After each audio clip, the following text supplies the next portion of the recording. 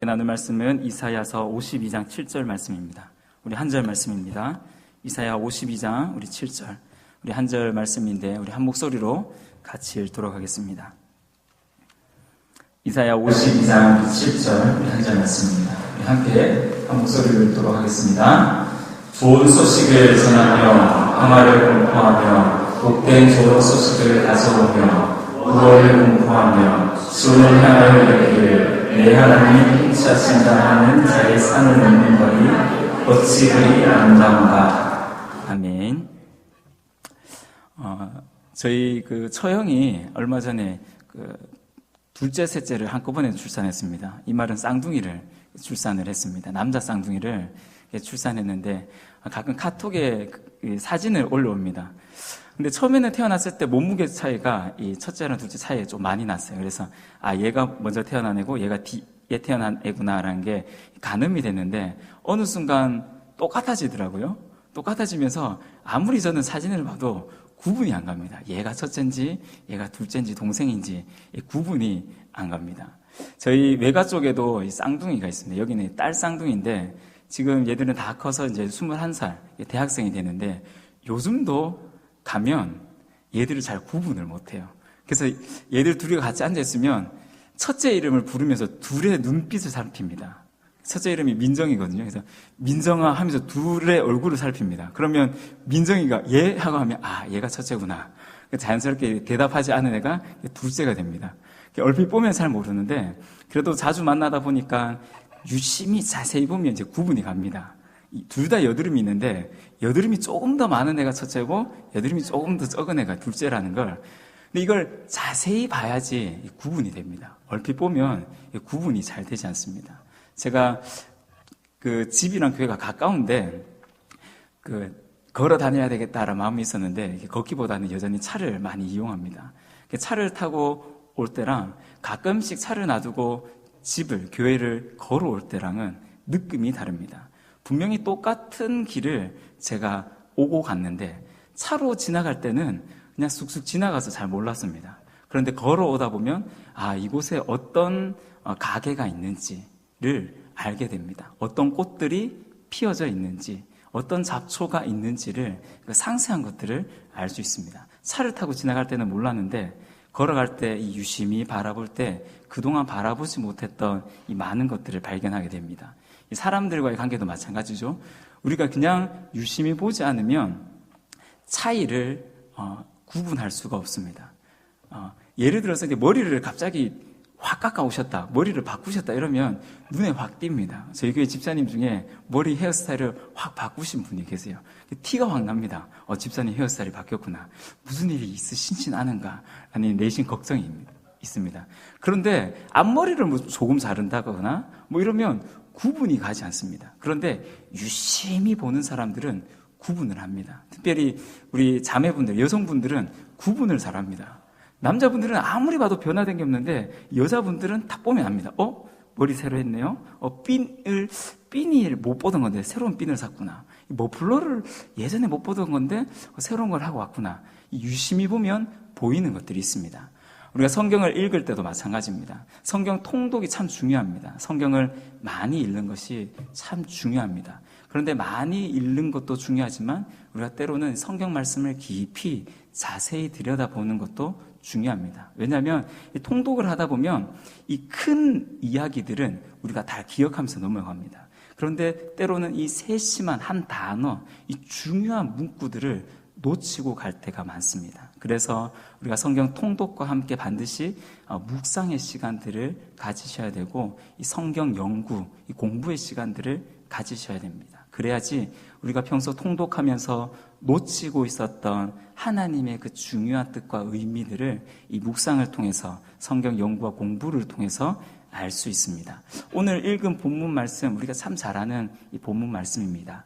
그런데 오늘 이 본문 말씀 한 절을 제가 정한 이유가 무엇이냐면 이 본문을 제대로 이해하기 위해서는 우리는 오늘 이사야 52장 7절 말씀뿐만 아니라 다른 두 말씀, 다른 두 구절을 우리가 비교하면서 자세히 보아야지 오늘 이 말씀의 의미를 우리가 제대로 알 수 있습니다. 오늘 읽은 본문 말씀과 똑같은 말씀은 아니지만 비슷한 말씀이 동일하게 이사야서에 나옵니다. 우리 PPT 화면 한번 보겠습니다. 이사야 40장 9절. 글씨가 좀 작은데 40장 9절 말씀을 한번 펴놓으시면 좋을 것 같아요. 40장 이 9절 말씀과 오늘 본문을 한번 비교해 보면 어떤 차이들이 있는지, 어떤 공통점들이 있는지를 우리가 알 수 있습니다. 똑같이 이사야가 기록한 성경입니다. 이사야가 40장에 먼저 기록했겠죠. 쭉 기록한 다음에 조금 지나서 52장에 앞에서 분명히 했던 어떤 이야기들을 다시 52장 7절에 다시 하는 것을 알 수가 있습니다. 40장 9절 말씀을 제가 읽어드리겠습니다. 아름다운 소식을 시온에 전하는 자여, 너는 높은 산에 오르라. 아름다운 소식을 예루살렘에 전하는 자여, 너는 힘써 소리를 높이라. 두려워 말고 소리를 높여 유다의 성읍들에게 이르기를 너희의 하나님을 보라 하라 라는 말씀이 이사야 40장에 이미 기록되어 있습니다. 오늘 읽은 본문이랑 좀 비슷한 느낌이 드시죠? 똑같은 단어가 반복되어지는 것 같기도 하고 눈을 감고 읽으면 똑같은 말씀인데 또 다르게 말하나 라고 다가오는 뉘앙스일 수도 있습니다. 오늘 40장 9절 말씀과 52장 7절 말씀을 우리가 하나하나 자세하게 좀 살펴보았으면 좋겠습니다. 먼저 오늘 이 두 구절 가운데서 우리가 먼저 비교해 볼 것은 이 대상입니다. 대상. 누구에게 이 말씀, 이 선포가 주어지는가? 이사야 40장 9절 말씀을 보시면 파란색으로 제가 체크를 해놨습니다. 파란색 잘 안 보일 텐데 이사야 40장 9절 말씀에서 이 대상은 누구냐 하면 시온입니다. 그리고 조금 더 내려가면 예루살렘, 그리고 조금 더 내려가면 유다의 성읍들이라고 표현하고 있습니다. 즉 이사야 40장 이 9절을 어떤 사람들에게 누구에게 선포해야 되는가? 그 대상이 바로 시온, 예루살렘, 유다의 성읍들. 이거는 별거의 것이 아닙니다. 지금 이사야가 똑같은 의미를 다른 단어를 쓰면서 지금 표현하고 있을 뿐이지 이 세 가지는 동일한 의미로 볼 수가 있습니다. 즉 지금 이사야 40장에서 지금 이사야가 강조한 누구에게 과연 이 메시지를 전달하는가? 그것은 바로 유다의 성읍들. 조금 더 좁게 보면 남유다의 성읍들이라고 볼 수 있습니다. 조금 더 넓히더라도 12지파 이스라엘 백성들이라고 볼 수가 있습니다. 즉 하나님의 그 선택된 민족 백성들에게 이 메시지를 전하여라 라고 지금 이사야가 쓰고 있습니다. 자, 그러면 오늘 읽은 이사야 52장 7절에서의 그 대상은 누구일까요? 오늘 52장 7절을 보시면 그 대상이 시온을 향하여 이르기를 이라고 말합니다. 시온. 분명히 이사야 40장에서도 이 시온이라는 단어가 나왔습니다. 그런데 이사야 52장에서는 예루살렘, 유다의 성읍들이라는 다른 표현을 쓰지 않고 오직 시온이라는 단어만을 쓰고 있습니다. 사실 이 시온이라는 단어는 이 유다의 성읍들, 예루살렘이라는 개념보다 조금 더 포괄적인 개념입니다. 구약 성경에서 이 시온이라는 이 말은 무엇이냐면 하나님의 백성들, 좁은 의미로는 이스라엘 백성들을 의미하고 조금 더 넓히면 하나님을 믿는 하나님의 선택받은 백성들을 이르는 말이 바로 이 시온이라고 할 수 있습니다. 즉 이사야 40장에서 이 대상들과 지금 52장에서의 이 대상이 사실은 조금 더 넓어졌다라는 것을 알 수가 있습니다. 또 오늘 두 본문에서 우리가 알 수 있는 것은 내용입니다. 자, 그러면 어떤 내용을 그들에게 선포하였는가? 이사야 40장 9절 말씀을 보시면 빨간색으로 표시되어져 있습니다. 아름다운 소식, 그리고 아름다운 소식이라고 되어져 있죠. 이 아름다운 소식이 뭐냐면 원어를 보면 이 기쁨이라는 표현이 있습니다. 즉 이 기쁨의 소식을 지금 너희들에게 전한다. 이것을 해석하기 위해서는 좀 전후 문맥을 볼 필요가 있습니다. 이사야 40장 이 앞부분을 보시면 특별히 40장 2절 말씀을 보시면 누가 동방에서 사람을 일깨워서 공의로 그를 불러 자기 발 앞에 이르게 하였느냐. 열국을 그의 앞에 넘겨주며 그가 왕들을 다스리게 하되 그들이 그의 칼에 티끌 같게 그의 활에 불리는 촉에 같게 하며 라는 어떤 표현들이 나오고 있습니다. 죄송합니다. 40장 2절이에요. 제가 41장 읽었는데 40장 2절을 보시면 너희는 예루살렘의 마음에 닿도록 말하며 그것에게 외쳐라. 그 노역의 때가 끝났다. 그 죄악이 사함을 받았다. 그의 모든 죄로 말미암아 여호와의 손에서 벌을 배나 받았느니라 할지니라 하시니라. 이 40장 이 앞부분의 전후 문맥이 뭐냐면 이 이스라엘 백성들이 심판 그리고 포로에서 노임받게 될 것이다 라는 것입니다. 즉 오늘 40장 9절에서 말하고 있는 이 아름다운 소식, 이 기쁨의 소식이라는 것은 바로 이 심판에서 해방, 포로에서 이 해방을 의미하는 것입니다. 그러면 오늘 읽은 본문 52장 7절에서는 이 내용을 무엇이라고 표현하는가?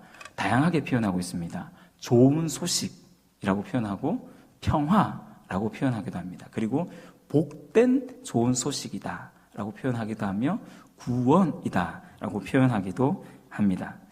오늘 이사야 52장 이 앞절을 보시면 무엇이 과연 이 좋은 소식인가, 구원이고 평화인가를 알 수 있습니다. 52장 이 4절 말씀을 한번 보겠습니다. 52장 4절 말씀을 보시면 주 여호와께서 이와 같이 말씀하시되 내 백성이 전에 애굽에 내려가서 거기에 거류하였고 아수르인은 공연히 그들을 압박하였도다 라고 말하고 있습니다. 즉 지금 이사야는 예전 이스라엘 백성들이 이 애굽에서 400년 동안 종살이하던 그 사건을 가지고 오늘 오고 있습니다. 즉 예전 이스라엘 백성들이 애굽에서 종살이하였을 때 그리고 현재 아수르로부터 받고 있는 많은 압박과 그 위험, 그 위협으로부터 좋은 소식을 가지고 온다. 이 말이 무엇일까요? 즉 이것도 해방이라고 볼 수 있습니다. 뿐만 아니라 수많은 위협으로부터, 수많은 괴롭힘으로부터의 온전한 자유를 오늘 이사야는 좋은 소식이다, 평화다, 복된 소식이다. 그래서 한마디로 구원이다 라고 표현하고 있습니다. 그런데 조금 더 구체적으로 이 메시지의 내용이 나오고 있습니다. 40장 9절을 보시면 단순히 이것이 아름다운 소식으로 그치는 것이 아니라 이 아름다운 소식의 궁극적인 구체적인 내용이 무엇인가? 40장 9절 마지막 부분을 보시면 너희의 하나님을 보라입니다. 정말 오늘 이스라엘 백성들 가운데 유다 성읍들 예루살렘에 있는 사람들 가운데 하고 싶은 말이 무엇이냐면 이 아름다운 소식의 궁극적인 구체적인 내용이 무엇이냐면 너희의 하나님을 보라라는 것입니다. 이스라엘 백성들은 죄로 말미암아 하나님으로부터 심판을 받았습니다. 포로로 잡혀가게 될 것입니다. 하지만 그 상황들 속에서 지금 이스라엘 백성들이 해야 될 것이 무엇인가? 그것은 하나님을 바라보는 것입니다. 이것이 그들에게 진정한 아름다운 소식이 되는 것입니다. 이사야 52장 7절 말씀도 마찬가지입니다. 무엇이 좋은 소식인가? 무엇이 평화이고 무엇이 복된 소식이고 무엇이 구원인가? 그것을 보시면 너의 하나님이 통치하신다라는 내용입니다. 좋은 소식이 과연 무엇일까? 그 좋은 소식의 구체적인 내용은 너의 하나님이 통치하신다. 하나님의 이 주권, 하나님의 주관하심, 하나님의 그 역사가 우리들에게 진정한 좋은 소식이다라는 것입니다. 하나님께서 분명히 애굽의 종살이로부터 해방시켜 주셨습니다. 아수르의 그 위협으로부터 이 바벨론의 앞으로 있을 그 포로로부터 하나님께서는 선택된 하나님의 백성들, 이 시온의 사람들을 반드시 구원해 줄 것입니다. 하나님의 그 역사, 하나님의 신실하심, 하나님의 그 변함 없으심이 이 시온 가운데, 하나님의 백성 가운데 임하게 될 것이다 라는 것이 오늘 이사야가 52장에서 말하고 있는 가장 좋은 소식이라는 것입니다. 저와 우리 모든 성도님들에게도 이 좋은 소식, 아름다운 소식이 있으시길 축복합니다. 어쩌면 지금 이사야가 40장 말씀을 통하여서 우리에게 말씀하고 있는 것이 있습니다. 너희의 하나님을 바라보라. 그러면서 52장 말씀에서는 너의 하나님이 통치하신다. 어쩌면 지금 이스라엘 백성들이 여전히 불안한 가운데 있습니다. 하나님이 우리 민족을 선택해 주셨음에도 불구하고 여전히 끊이지 않는 이방 나라로부터의 그 위협 속에서 과연 하나님이 살아계신가? 과연 하나님이 우리 민족을 주관하고 계시는가? 라는 의구심을 가질 수 있습니다. 하지만 이럴 때 우리가 가져야 될, 우리가 선포해야 될 메시지가 무엇인가? 하나님이 여전히 통치하신다. 하나님이 우리를 다스리시고 계신다라는 신뢰입니다. 그런데 오늘 이 내용을 전달하는 방법이 오늘 이 두 구절에서 조금 다르게 나옵니다. 오늘 40장 9절 말씀을 보시면 어떻게 이 아름다운 소식, 하나님을 보라라는 이 메시지를 전달하고 있는가 보시면 높은 산에 오르라 라고 되어져 있습니다. 그래서 힘써 소리를 높여라, 소리를 높여라 라고 말하고 있습니다. 이 메시지를 이제는 메시지를 받은 사람이 어떻게 해야 되냐면 높은 산에 올라가서 그리고 소리를 내어서 외쳐라 라고 말하고 있습니다. 이스라엘 백성들에게 이 산이라는 의미는, 특별히 유대인들에게 산이라는 의미는 굉장히 특별한 의미가 있습니다. 저희가 보통 마태복음 5장에서 7장을 산상수훈이라고 말하고 있습니다. 왜냐하면 예수님께서 산에서 말씀하셨기 때문이다 라고 해서 산상수훈이라고 합니다. 그런데 동일한 말씀이 누가복음에도 기록되어져 있는데 누가복음에서 이 누가는 산이라고 표현하지 않습니다. 평지, 들이라고 표현합니다. 그러면 왜 굳이 마태는 마태복음을 기록하면서 왜 굳이 산이라는 의미를 사용하였을까요? 이 구약시대에도 보면 이 이스라엘 민족의 이 하나님의 특징이 뭐냐면 이 산과 많이 연결되어져 있습니다. 열왕기상 20장 말씀을 보시면 아람 왕 이 벤하닷이 이스라엘 왕, 그 당시 이 아합 왕과의 전쟁이 일어납니다. 근데 당연히 수적으로 보나 이 군사적 이 모습으로 보나 사실 아람 군대가 이겨야 될 전쟁인데 아람 군대가 패하게 되어집니다. 패한 다음에 이 벤하닷의 이 신하들이 이 왕에게 무엇이라고 말하냐면 왕이여, 저들의 신은 산의 신입니다. 그래서 우리가 산에서 전쟁해서 우리가 졌습니다. 그래서 우리가 이번에 만약에 들에서 평지에서 전쟁을 한다면 우리가 반드시 저들의 신을 이길 수 있을 것입니다 라는 표현이 있습니다.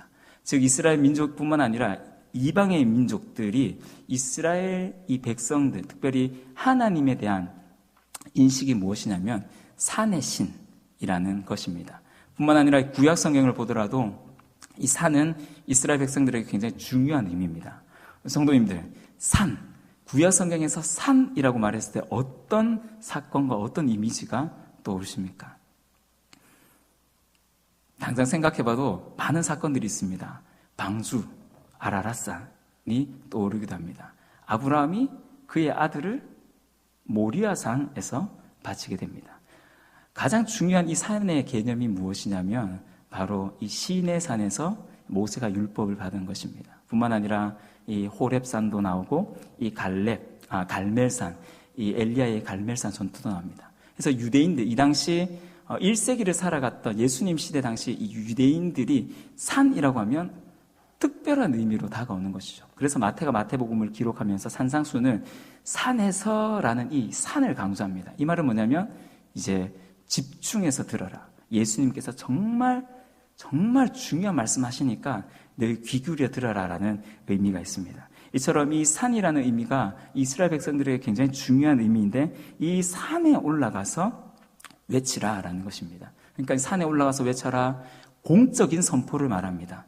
개개인적인 선포가 아니라 높은 산에 올라가서 모든 사람들에게 이 공적인 이 선포, 하나님의 메시지를 증거하여라 라고 되어져 있습니다.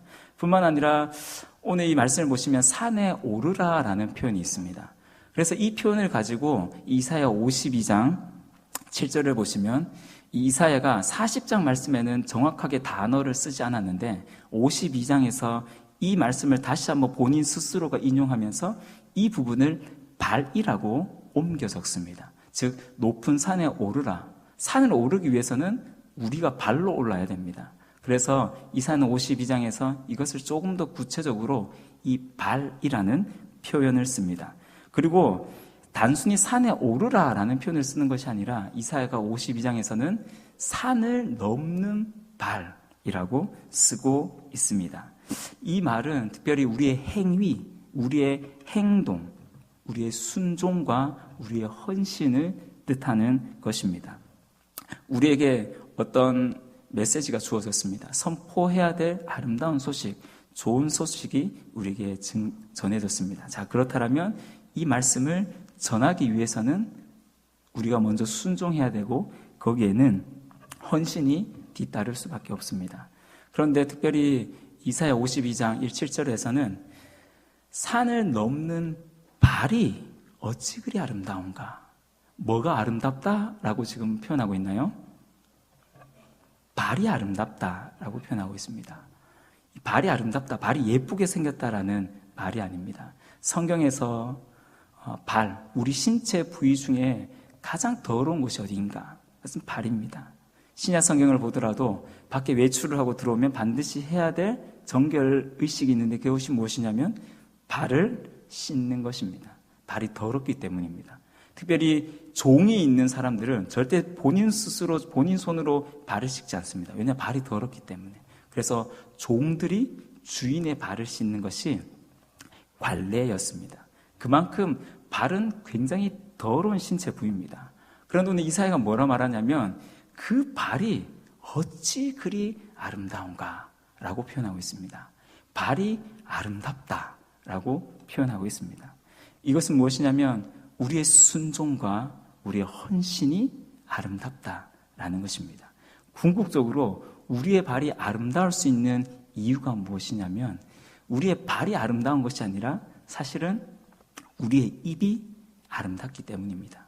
우리 안에 복된 좋은 소식을 가지고 있기 때문에 그 소식을 가지고 가는 우리의 발이 아름다울 수밖에 없는 것입니다. 고린도후서 4장 7절에서는 바울이 그래서 이렇게 고백합니다. 보배 담은 질그릇. 질그릇이 귀한 것이 아니라 질그릇이 담고 있는 그 내용물, 보배로운 예수 그리스도, 그 복음이 가치 있기 때문에 그 보배 담은 그 질그릇조차도 존귀하게 여겨지는 것입니다. 마찬가지로 오늘 이사야 52장 7절에서 이사야가 이제 40장에 있던 그 말씀을 다시 조금 더 발전시켜서 뭐라 말하냐면 주님의 복음을 들고 좋은 소식을 가지고 가는 그 사람의 그 순종과 그 헌신이 얼마나 아름다운가라는 것을 우리에게 말하고 있습니다. 자, 그런데 마지막으로 중요한 것이 있습니다. 이 두 구절에서 중요한 공통점이면서 차이점이 있는데 그것이 무엇이냐면 누가 선포하는가입니다. 누가 이 메시지를 전달하는가입니다. 40장 9절 말씀을 보시면 예루살렘에 전하는 자라고 표현합니다. 그리고 이사야 52장 7절 말씀을 보시면 내 하나님이 통치하신다 하는 자라고 납니다. 둘 다 지금 단수형으로 기록되어져 있습니다. 이사야 40장 9절에 나오는 이 단수형의 예루살렘에 전하는 이 사람은 사실은 정확하지는 않습니다. 이사야 40장 이 문맥 전체를 보시면 우리가 잘 아는 것처럼 이 문맥, 이 40장 3절부터의 말씀은 세례 요한을 예표하고 있습니다. 그래서 세례 요한을 말할 때 광야에 외치는 자의 소리라고 복음서에 그렇게 기록하고 있습니다. 그래서 세례 요한일 수도 있지만 사실 이 본문 속에서 정확하게 예루살렘에 전하는 이 사람은 사실은 구체적으로 알 수 없습니다. 정확하게 우리가 알 수 있는 것은 하나님께 특별히 택함 받은 어느 한 개인 또는 어느 한 민족이라는 것만 알 수 있습니다. 그런데 이사야 52장 7절에 나오는 이 한 사람, 이 사람, 내 하나님이 하신다 하는 자라는 이 자는 사실은 많은 학자들이 그리고 저희는 지금 가지고 있지는 않지만 이 중간기 문헌이 있습니다. 말라기가 끝나고 이 신약이 쓰여지기 전까지 쓰여졌던 수많은 문헌들이 있습니다. 수많은 그리스도인들이 예수님의 그 오심, 메시아의 그 도래를 고대하면서 수많은 기록물들을 남겼는데 그 기록물들을 보면 오늘 이사야 52장 이 7절 말씀을 인용하는 기록물들이 굉장히 많습니다. 그런데 하나같이 여기에서 말하고 있는 이 사람은 누구인가? 그것은 바로 종말론적인 메시아, 예수 그리스도를 예표하고 있습니다.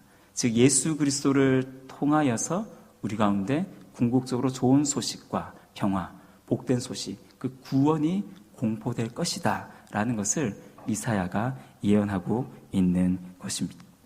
즉 이사야 40장 9절과 52장 7절 말씀을 비교해 보시면 이 비슷한 개념들, 공통되는 개념들도 있지만 조금 다른 개념들도 있는 것을 알 수 있습니다. 자, 그런데 사실 이사야 52장 7절 말씀을 정확하게 이해하기 위해서는 또 다른 본문을 우리가 한번 봐야 됩니다. 그 본문이 어디냐? 바로 신약 로마서 10장 15절 말씀입니다. 로마서 10장 15절 말씀 제가 읽어드리겠습니다. 보내심을 받지 아니하였으면 어찌 전파하리요? 기록된 바 아름답도다 좋은 소식을 전하는 자들의 발이여함과 같으니라. 여기서 기록된 바, 여기서 기록되었다, 이 무엇을 말할까요? 즉 이사야서의 말씀을 지금 바울이 가지고 오는 것입니다. 기록된 바, 특별히 이사야 52장 7절 말씀을 언급한다라고 볼 수 있습니다. 즉 지금 바울이 로마 교회에 편지하면서 특별히 본인의 어떤 이야기를 쭉 하는 가운데서 지금 이 이사야 52장 7절 말씀을 가지고 와서 지금 인용하고 있는 것입니다. 자, 그 인용의 내용을 보겠습니다. 아름답도다 좋은 소식을 전하는 자들의 발이함과 같으니라. 이사야 52장 7절 말씀과 비슷하다라는 것을 알 수 있습니다. 그런데 여기에는 많은 차이들이 또한 존재하고 있습니다. 자, 대상을 한번 보겠습니다. 분명히 이사야서에서는 대상이 존재했습니다. 이사야 40장에서는 유다 성읍들, 예루살렘, 시온. 근데 이것이 52장에 가서는 조금 더 포괄적인 의미로 시온, 이스라엘 백성들, 하나님의 선택받은 백성들의 의미로 사용되어집니다. 자, 그런데 이 로마서에서는 대상이 나타나지 않습니다. 이것을 누구에게 전하여야 된다라는 대상이 나타나지 않습니다. 누구에게 과연 이것을 전해야 되는가? 사실 앞문맥을 보시면 이 로마서 10장 13절 말씀을 보시면 잘 나타나고 있습니다. 로마서 10장 13절 말씀을 보시면 누구든지 주의 이름을 부른 자는 구원을 받으리라. 누구든지 라는 말이 나옵니다.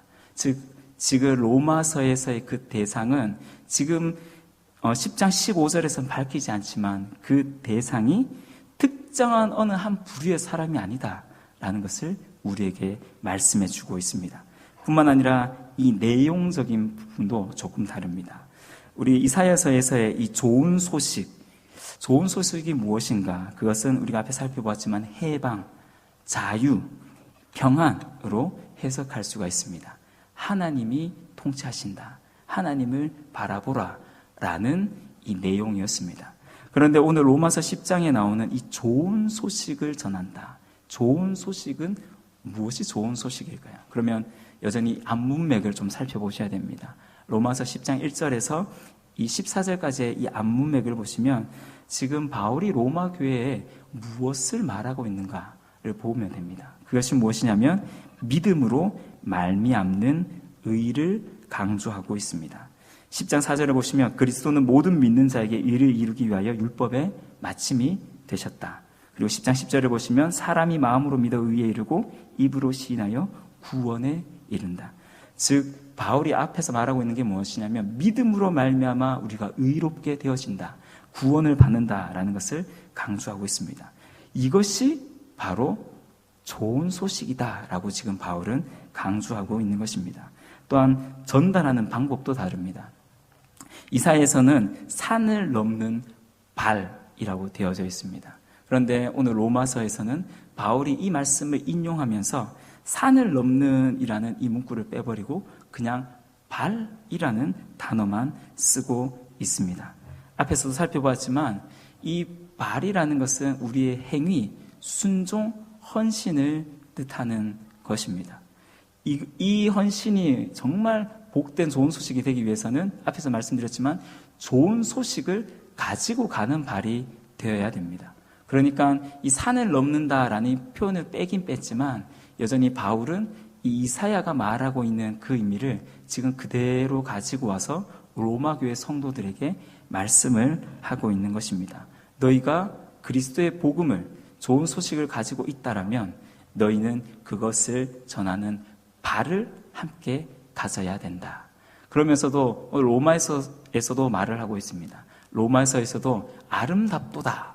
좋은 소식을 전하는 자들의 발이여 라고 표현하면서 그 복음을 증거하는 순종하고 헌신하는 그 발이 얼마나 아름다운가를 우리에게 말씀하고 있습니다. 자, 그리고 이 선포자가 나옵니다. 여기에서 구약과 신약의 가장 큰 차이가 드러납니다. 분명히 우리가 살펴보았지만 이사야 문맥에서 이 선포자는 단수로 기록되어졌습니다. 한 사람, 한 개인, 한 민족으로 기록되었습니다. 그것이 궁극적으로 이사야 52장 7절에서는 종말론적인 메시아 예수 그리스도를 예표하였습니다. 그런데 오늘 로마서 10장 15절 말씀을 보시면 복수형으로 기록되어져 있습니다. 좋은 소식을 전하는 자들이라고 표현하고 있습니다. 즉 구약에서는 어느 한 개인이었지만 이것이 신약의 문맥으로 와서 이제는 한 사람이 아니라 특정한 부류의 사람들이 아니라 이것은 모든 사람들에게 확대되고 있습니다. 이 모든 사람들은 특별히 어떤 사람들인가? 오늘 로마서 10장 15절 앞을 보시면 보내심을 받지 아니하였으면 어찌 전파하리요? 라고 말하고 있습니다. 즉 여기에서 선포하는 이 사람들은 어떤 사람들인가? 바로 보내심을 받은 사람들이라는 것입니다. 신약 성경에서 뿐만 아니라 구약 성경에서도 마찬가지지만 이 부르심과 함께 이 사명, 이 보내심이 늘 같은 의미로 취급되어지고 있습니다. 누구를 불렀다, 누구를 보낸다라는 이 표현이 이 성경에서는 다른 개념이 아닙니다. 똑같은 개념입니다. 즉 누구를 불렀다라는 것은 이 부르심 속에 보낸다라는 표현까지 함축하고 있는 것입니다. 대표적으로 베드로가 그렇습니다. 예수님이 베드로를 부르십니다. 나를 따르라 라고 하시면서 어떤 말씀을 하시죠? 너로 사람을 낚는 어부가 되게 하리라. 부르심에는 반드시 사명이 함께 들어가 있습니다. 즉 오늘 본문에 나오는 보내심이라는 이 단어 앞에는 부르심이라는 단어가 있습니다. 즉 예수님이 이 이사야 말씀을 보시면 사실은 보냄받은 자로 등장합니다.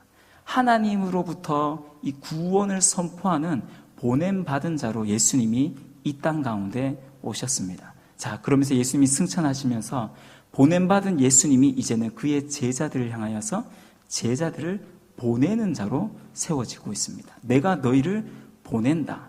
이제는 예수님이 단순히 보냄받은 자가 아니라 보내는 자로서의 역할들을 하고 있습니다. 즉 제자들은 예수님으로 말미암아 보냄받은 자들입니다. 그런데 이 보내심이 단순히 제자들에게 그치는 것이 아니라 오늘 로마서 말씀을 보시면 로마 교회에 있는 성도들을 향하여서 바울이 말하고 있는 것입니다. 너희가 보내심을 받은 자들이다. 이 사명이 제자들에게 주어졌고 이제 교회들, 예수님을 믿는, 예수님을 따르는 모든 제자들에게 동일하게 주어진 사명이 바로 이 보내심이라는 사명인 것입니다. 교회 에클레시아를 어떻게 정의하는 줄 아십니까? 세상으로부터 부름받은 자들의 모임입니다. 부르심이 이 교회라는 의미 속에 포함되어 있습니다. 자, 이 부르심 속에는 제가 말씀드렸지만 성경에서는 단순히 부르심, 예수 믿는 사람으로 부르심으로 끝이 아니라 이 부르심에는 반드시 사명, 보내심이 포함되어져 있습니다. 즉 예수 믿는 우리는 하나님으로부터 예수 그리스도로 말미암아 부르심을 받았으면서 동시에 보내심을 받은 자들이라는 것입니다. 보내심을 받은 자들에게 필요한 것이 무엇일까요? 그것은 발입니다. 아름다운 발입니다. 보내심이 합당한 순종과 헌신이 우리에게 있어야 되는 것입니다. 오늘 궁극적으로 이사야 52장 7절의 이 말씀을 통해서 사실 성경 전체에서 우리에게 해주고 싶은 말씀이 무엇이냐면 우리 모두는 보냄받은 자들이라는 것입니다. 우리가 단순히 구원의 좋은 소식을 들은 사람으로 끝나는 것이 아니라 그 소식을 가지면서 동시에 우리는 그 소식을 전파하는 자들로 우리는 부르심을 받았다라는 것입니다.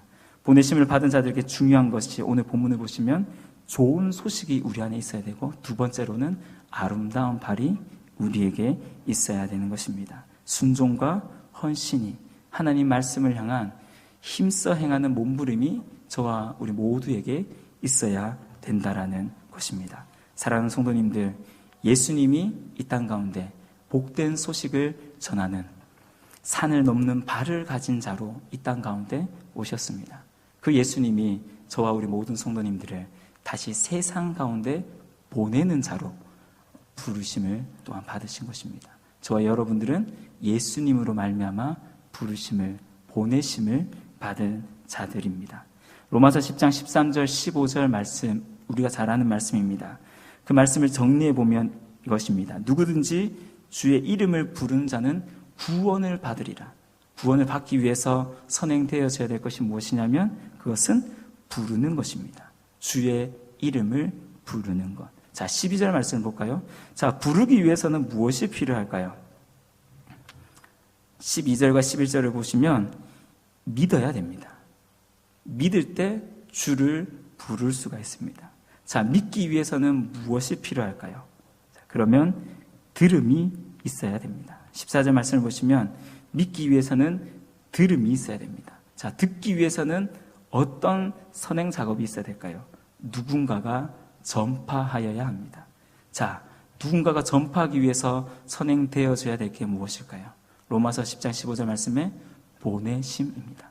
그런데 이 보내심은 궁극적으로 예수 그리스도를 통한 보내심입니다. 로마서 10장을 정리하면 이것입니다. 예수님께서 우리를 보내셨습니다. 보냄받은 자들은 전파하는 삶을 살아야 됩니다. 이 전파를 통하여서 듣게 되어지고 그 들음을 통하여서 믿음이 생겨나고 그 믿음을 통하여서 주를 부르게 되어지고 그 부름을 통하여서 궁극적으로 구원에 이르게 된다라는 것입니다. 사랑하는 성도님들, 저와 여러분들은 예수님의 보내심을 받은 자들입니다. 예수님께서 저와 우리 모든 성도님들을 이 땅 가운데 보내셨습니다. 그렇다면 우리에게 있어야 될 것이 무엇이겠습니까? 좋은 소식을 전하는 자들의 발이 저와 우리 모든 성도님들에게 있어야 될 줄로 믿습니다. 저 우리 모든 성도님들은 어떤 발들을 가지고 계십니까? 성경에서 말하는 아름다운 발을 가지고 계십니까? 순종과 헌신의 아름다운 발들을 가지고 계십니까? 어쩌면 이사야가 말했던 산을 넘어야 되는 그 고통과 그 고난이, 그 십자가가 과연 우리의 삶 가운데 경험되어지고 있는지, 어쩌면 우리가 아름다운 발을 가지지 못한 채 우리가 그 자리에 안주하고 계시진 않습니까? 예수님이 저와 우리 모두를 보내신, 부르신 이유는 분명합니다. 가라, 보내기 위해서, 전파하기 위해서 우리를 부르시고 보내신 줄로 믿습니다. 이 사명 잘 감당할 수 있는 저와 우리 모든 성도님들 되었으면 좋겠습니다.